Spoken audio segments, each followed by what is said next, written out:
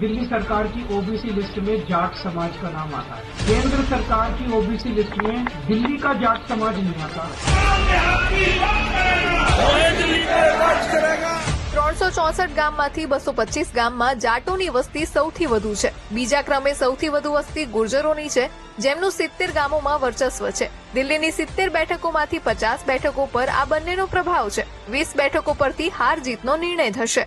इनका वोट देखा जाए तो वोटिंग परसेंटेज में 25 से 30% वोट इन जातियों का है।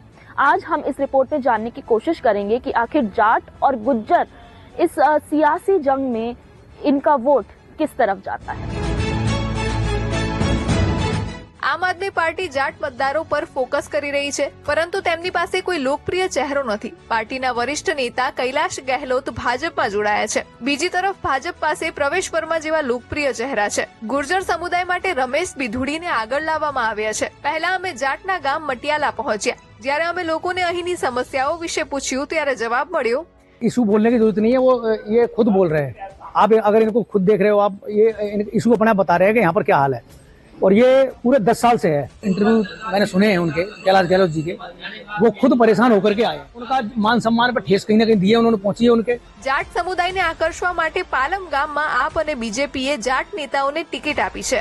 સુખવીર આપ ઉમેદવારના કાર્યાલયથી થોડાક જ દૂર રહે છે। जो 65 साल में नहीं हुआ, वो 10 साल में बिजली इतनी महंगी कर दी गई हमारे यहाँ। जो कमर्शियल के रेट। આખો વિડિયો જોવા માટે ડાઉનલોડ કરો દિવ્ય ભાસ્કર એપ।